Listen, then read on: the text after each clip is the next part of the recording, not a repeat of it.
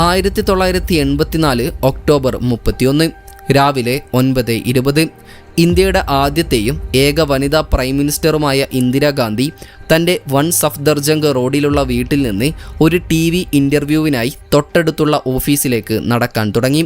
2 ബിൽഡിങ്ങുകളും വളരെ അടുത്തായതുകൊണ്ട് തന്നെ നടന്നു പോകാൻ ഇന്ദിരാഗാന്ധി തീരുമാനിക്കുകയായിരുന്നു. അതിനിടയിലുള്ള ഗേറ്റിന് മുൻപിൽ ഇന്ദിരാഗാന്ധിയുടെ വിശ്വസ്തരായ 2 ബോഡി ഗാർഡുകൾ നിൽപ്പുണ്ടായിരുന്നു. ഇന്ദിരാഗാന്ധി ഗേറ്റിൽ എത്തിയ ഉടനെ അതിലൊരു ഗാർഡ് തോക്കുമായി ഇന്ദിരാഗാന്ധിയുടെ മുൻപിലേക്ക് വരികയും അവർക്ക് നേരെ 3 റൗണ്ട് വെടിയുതിർക്കുകയും ചെയ്തു. ഇന്ദിരാഗാന്ധി ഉടൻ തന്നെ നിലത്തേക്ക് വീണു. അതിനുശേഷം അയാൾ പറഞ്ഞു, ഞങ്ങൾക്ക് ചെയ്യാനുള്ളത് ഞങ്ങൾ ചെയ്തു കഴിഞ്ഞു, ഇനി നിങ്ങൾക്ക് ആവശ്യമുള്ളത് നിങ്ങൾക്ക് ചെയ്യാം. അത് കഴിഞ്ഞ ഉടനെ അവിടെയുണ്ടായിരുന്ന 2ാമത്തെ ഗാർഡും തൻ്റെ ഓട്ടോമാറ്റിക് വെപ്പൺ എടുത്ത് ഇന്ദിരാഗാന്ധിക്ക് നേരെ വെടിവെക്കാൻ തുടങ്ങി. ഒഫീഷ്യൽ മെഡിക്കൽ റിപ്പോർട്ടുകൾ പ്രകാരം മൊത്തം 31 ബുള്ളറ്റുകളാണ് അവർക്ക് നേരെ ഫയർ ചെയ്യപ്പെട്ടത്. അതിൽ 30 എണ്ണവും അവരുടെ ശരീരത്തിൽ കൊണ്ടിരുന്നു. എന്നാൽ അപ്പോഴും ഇന്ദിരാഗാന്ധിക്ക് ശ്വാസമുണ്ടായിരുന്നതിനാൽ തന്നെ ഉടനെ തന്നെ അവരെ ഹോസ്പിറ്റലിലേക്ക് കൊണ്ടുപോയി. എങ്കിലും ഇന്ത്യയിലെ ഏറ്റവും മികച്ച ഡോക്ടർമാർ ശ്രമിച്ചിട്ടും അവരുടെ ജീവൻ രക്ഷിക്കാൻ കഴിഞ്ഞില്ല. ഇന്ദിരാഗാന്ധിയുടെ മരണവാർത്ത പുറത്തു വന്നപ്പോൾ രാജ്യം മുഴുവൻ ഞെട്ടിത്തരിച്ചു. പ്രൈം മിനിസ്റ്റർ സ്വന്തം ഗാർഡുകളാൽ കൊല്ലപ്പെടുമെന്ന് ആർക്കും ചിന്തിക്കാൻ കഴിയുമായിരുന്നില്ല. ഇതിന് പിന്നാലെ ഇന്ത്യയിലുടനീളം ഭയാനകരമായ സാഹചര്യം പൊട്ടിപ്പുറപ്പെടുകയും ആയിരക്കണക്കിന് ആളുകൾ കൊല്ലപ്പെടുകയും ചെയ്തു.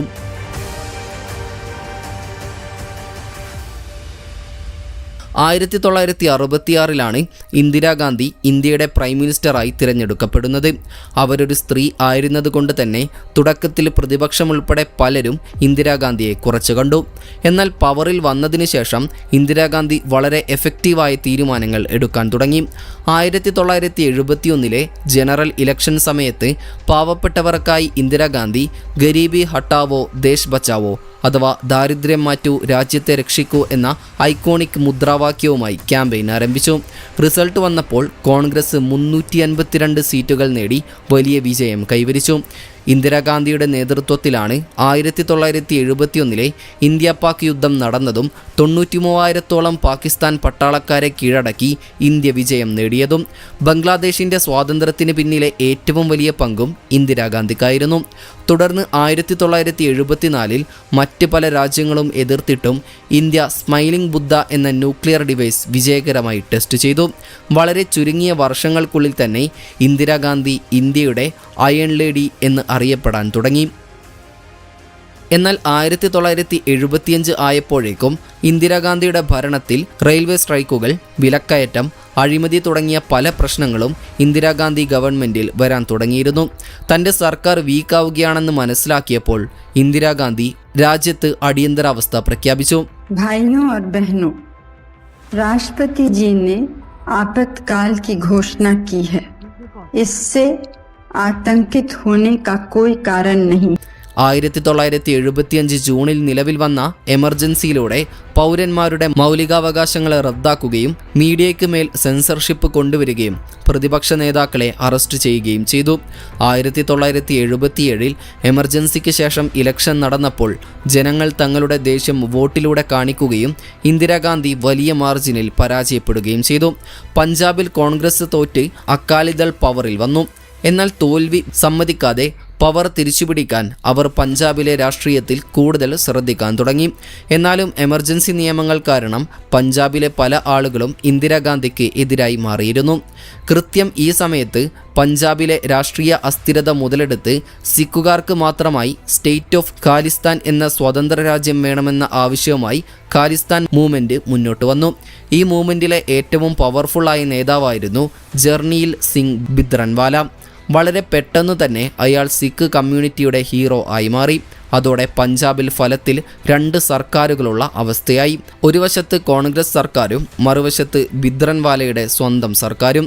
സമയം കഴിയുന്തോറും ജർണൈൽ സിംഗിൻ്റെ മൂവ്മെൻറ്റ് ശക്തമാവുകയും അയാൾ ഒരു ആർമിയെ വരെ ഉണ്ടാക്കിയെടുക്കുകയും ചെയ്തു. സിഖുകാർ അയാളെ ഹീറോയായി കണ്ടപ്പോൾ ഇന്ത്യൻ സർക്കാർ അയാളെ വാണ്ടഡ് ലിസ്റ്റിൽ ഉൾപ്പെടുത്തി. 1984 ജർണൈൽ സിംഗും അയാളുടെ ആയുധധാരികളായ പോരാളികളും സിഖ് മതത്തിലെ ഏറ്റവും പുണ്യസ്ഥലമായ സുവർണക്ഷേത്രത്തിനുള്ളിൽ ഒളിച്ചിരിപ്പുണ്ടെന്ന് പോലീസിന് വിവരം ലഭിച്ചു. അവിടെ നിന്നാൽ ആരും ആക്രമിക്കില്ല എന്ന് ജർണൈൽ വിശ്വസിച്ചിരുന്നു. എന്നാൽ ജർണൈലിനെ തടഞ്ഞില്ലെങ്കിൽ പഞ്ചാബിൽ തൻ്റെ പരാജയം ഉറപ്പാണെന്ന് തോന്നിയ ഇന്ദിരാഗാന്ധി തൻ്റെ ജീവിതത്തിലെ ഏറ്റവും ഭയാനകരമായ ആ തീരുമാനമെടുത്തു. 1984 ജൂൺ ആദ്യം ആയിരക്കണക്കിന് സാധാരണ സിഖുകാർ സുവർണക്ഷേത്രത്തിലേക്ക് പ്രാർത്ഥിക്കാനായി വരുന്ന സമയത്ത് ഇന്ത്യൻ പട്ടാളക്കാർ ക്ഷേത്രം വളഞ്ഞ് കർഫ്യൂ പ്രഖ്യാപിച്ചു. കീഴടങ്ങാൻ വിസമ്മതിച്ച ഭിന്ദ്രൻവാലയും ഗ്രൂപ്പും പട്ടാളത്തിന് നേരെ ആക്രമണം തുടങ്ങി. ഇതിന് മറുപടിയായി ടാങ്കുകളും തോക്കുകളും ഉപയോഗിച്ച് ഇന്ത്യൻ ആർമിയും തിരിച്ചടിച്ചു. ഓപ്പറേഷൻ ബ്ലൂ സ്റ്റാർ എന്നറിയപ്പെടുന്ന ഈ ആക്രമണം 1984 ജൂൺ 5 രാത്രി തുടങ്ങി ജൂൺ 6 അവസാനിക്കുന്നത്. ഈ യുദ്ധത്തിൽ ആർമി ഭിന്ദ്രൻവാലയെ കൊലപ്പെടുത്തുകയും ചെയ്തിരുന്നു. എന്നാൽ അതിനൊപ്പം പ്രാർത്ഥിക്കാൻ വന്ന നിരവധി നിരപരാധികളായ സാധാരണക്കാർക്കും ജീവൻ നഷ്ടപ്പെടുകയും സുവർണക്ഷേത്രത്തിന് വലിയ നാശനഷ്ടങ്ങൾ സംഭവിക്കുകയും ചെയ്തിരുന്നു. ഈ സംഭവത്തിന് ശേഷം സിഖുകാർ ഇന്ദിരാഗാന്ധിയെ വെറുപ്പോടെയാണ് നോക്കിക്കണ്ടിരുന്നത്. ഗവൺമെൻറ്റിന് ഇതൊരു സെക്യൂരിറ്റി ഓപ്പറേഷൻ ആയിരുന്നെങ്കിൽ സിഖ് കമ്മ്യൂണിറ്റിയെ സംബന്ധിച്ചിടത്തോളം അത് അവരുടെ മതവിശ്വാസത്തിന് നേരെയുള്ള നേരിട്ടുള്ള ആക്രമണമായിരുന്നു. ഇതിൽ പങ്കെടുത്ത എല്ലാവരെയും കൊല്ലുമെന്ന് അവർ പ്രതിജ്ഞയെടുത്തു. അവരുടെ ആദ്യത്തെ ടാർഗറ്റ് തന്നെ ഇന്ദിരാഗാന്ധിയായിരുന്നു. ഇന്ദിരാഗാന്ധിക്ക് വധഭീഷണികൾ വന്നുകൊണ്ടിരുന്നതിനാൽ സെക്യൂരിറ്റിയിൽ നിന്ന് സിഖുകാരായ ഗാർഡുകളെ മാറ്റാൻ ഇൻ്റലിജൻസ് ഏജൻസികൾ ഉപദേശിച്ചിരുന്നു. എന്നാൽ അങ്ങനെ ചെയ്യുന്നത് തെറ്റായ സന്ദേശം നൽകുമെന്നും ജനങ്ങൾക്കിടയിൽ ഭിന്നത കൂട്ടുമെന്നും കരുതി ഇന്ദിരാഗാന്ധി അത് വിസമ്മതിച്ചു. അവർക്ക് തൻ്റെ ഗാർഡുകളിൽ വലിയ വിശ്വാസമായിരുന്നു അത്രേ. അവരിൽ ഒരാളായിരുന്നു ഏകദേശം 10 വർഷമായി ഇന്ദിരാഗാന്ധിക്ക് സെക്യൂരിറ്റി നൽകുന്ന ബിയാന്ത് സിംഗ്. എന്നാൽ ബ്ലൂ സ്റ്റാർ സംഭവത്തിന് ശേഷം ബിയാന്ത് സിംഗും ഇന്ദിരാഗാന്ധിയെ വെറുക്കാൻ തുടങ്ങിയിരുന്നു. കുറച്ച് ദിവസങ്ങൾക്ക് ശേഷം ബിയാന്ത് തൻ്റെ പ്ലാൻ ഇന്ദിരാഗാന്ധിയുടെ മറ്റൊരു സിഖ് ഗാർഡ് ആയ സത്വന്ത് സിംഗുമായി പങ്കുവച്ചു. പ്രതികാരത്തിൻ്റെ തീ എരിയുകയായിരുന്ന സത്വന്ത് സിംഗും രണ്ടാമതൊന്ന് ആലോചിക്കാതെ ബിയാന്തിനൊപ്പം ചേർന്നു. ഈ കാര്യത്തിനായി 1984 ഒക്ടോബർ 31 എന്ന തീയതി അവർ തിരഞ്ഞെടുത്തു. അന്ന് രാവിലെ സത്വന്ത് സിംഗ് വയറുവേദനയാണെന്ന് പറഞ്ഞ് ബാത്റൂമിന് അടുത്തുള്ള ഗേറ്റിൽ നിൽക്കാനായി ഒരു എക്സ്ക്യൂസ് ഉണ്ടാക്കി. പ്ലാനിംഗ് അനുസരിച്ച് അവർ രണ്ടുപേരും ഓഫീസിനെയും വീടിനെയും തമ്മിൽ ബന്ധിപ്പിക്കുന്ന ആ ഗേറ്റിനടുത്ത് സ്ഥാനം പിടിച്ചു. ഒക്ടോബർ 31 രാവിലെ 9 മണിക്ക് ബ്രിട്ടീഷ് ഫിലിം മേക്കർ പീറ്റർ ഉസ്റ്റിനോവിന് ഒരു ഡോക്യുമെൻ്ററിക്കായി ഇൻ്റർവ്യൂ കൊടുക്കാൻ ഇന്ദിരാഗാന്ധി തയ്യാറെടുക്കുകയായിരുന്നു. ഇതിൻ്റെ വെന്യൂ ഓഫീസിന് തൊട്ടടുത്ത് തന്നെ ആയതുകൊണ്ട് അവർ അവിടേക്ക് നടന്നു പോകാൻ തീരുമാനിച്ചു. നടന്നു പോകുന്നതിനിടയിൽ തൻ്റെ പഴയ ഗാർഡായ ബിയാന്ത് സിംഗിനെ കണ്ടപ്പോൾ ഇന്ദിരാഗാന്ധി പതിവ് പോലെ ചെറിയൊരു ചിരിയോടെ നമസ്തേ പറഞ്ഞു. എന്നാൽ ദേഷ്യത്തോടെ നിന്ന ബിയാന്ത് സിംഗ് പെട്ടെന്ന് തൻ്റെ റിവോൾവർ പുറത്തെടുത്ത് തുടർച്ചയായി 3 തവണ ഇന്ദിരാഗാന്ധിക്കു നേരെ വെടിയുതിർത്തു. ബുള്ളറ്റ് കൊണ്ട് ഇന്ദിരാഗാന്ധി താഴേക്ക് വീണ ഉടനെ സത്വന്ത് സിംഗും തൻ്റെ ഓട്ടോമാറ്റിക് വെപ്പൺ ഉപയോഗിച്ച് ഫയർ ചെയ്യാൻ തുടങ്ങി. മൊത്തം ഫയർ ചെയ്ത 31 ബുള്ളറ്റുകളിൽ 30 എണ്ണവും ഇന്ദിരാഗാന്ധിയുടെ ദേഹത്ത് കൊണ്ടു. വെടിയൊച്ച കേട്ട് അടുത്തുള്ള സെക്യൂരിറ്റി ഗാർഡുകൾ ഓടിയെത്തി ബിയാന്ത് സിംഗിനെയും സത്വന്ത് സിംഗിനെയും വളഞ്ഞു. അവർ തങ്ങളുടെ തോക്കുകൾ താഴെയിട്ട് കീഴടങ്ങിയെങ്കിലും സെക്യൂരിറ്റി ഗാർഡുകൾ ബിയാന്ത് സിംഗിനെ അവിടെ വെച്ച് തന്നെ വെടിവെച്ച് കൊന്നു. സത്വന്ത് സിംഗിനെ അവർ അറസ്റ്റ് ചെയ്തു. വെടിയേറ്റിട്ടും ശ്വാസമുണ്ടായിരുന്ന ഇന്ദിരാഗാന്ധിയെ പെട്ടെന്ന് തന്നെ 4 കിലോമീറ്റർ അകലെയുള്ള എയിംസ് ഹോസ്പിറ്റലിലേക്ക് കൊണ്ടുപോയി. രാജ്യത്തെ ഏറ്റവും മികച്ച ഡോക്ടർമാർ ശ്രമിച്ചെങ്കിലും ഉച്ചയ്ക്ക് 2:20 ഇന്ദിരാഗാന്ധി മരണപ്പെട്ടതായി ഡോക്ടർമാർ സ്ഥിരീകരിച്ചു. രാജ്യം മുഴുവൻ കത്തിയെരിയുമെന്ന് ഭയന്ന അധികാരികൾ വൈകുന്നേരം വരെ ഈ വാർത്ത രഹസ്യമാക്കി വെച്ചു. എന്നാൽ ഇന്ദിരാഗാന്ധിയുടെ മരണവാർത്ത പുറത്തു വന്നതും 2 സിഖ് ഗാർഡുകളാണ് ഇതിന് പിന്നിലെന്ന് ജനങ്ങൾ അറിഞ്ഞതും ദില്ലിയിലുടനീളം സിഖ് വിരുദ്ധ മുദ്രാവാക്യങ്ങൾ ഉയരുകയും വലിയ കലാപം പൊട്ടിപ്പുറപ്പെടുകയും ചെയ്തു. ജനങ്ങൾ സിഖുകാരെ ആക്രമിക്കുകയും അവരുടെ വീടുകളും കടകളും തീയിട്ട് നശിപ്പിക്കുകയും ചെയ്തു. പതുക്കെ ഈ ആക്രമണം ഇന്ത്യയുടെ പല ഭാഗങ്ങളിലേക്കും പടർന്നു.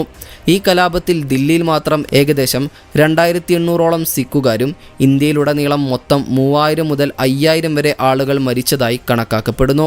അന്വേഷണ റിപ്പോർട്ടുകൾ പ്രകാരം ഈ കലാപത്തിന് പിന്നിൽ ചില കോൺഗ്രസ് പാർട്ടി നേതാക്കൾ നേരിട്ട് പങ്കെടുത്തിട്ടുണ്ടെന്നും കണ്ടെത്തിയിരുന്നു.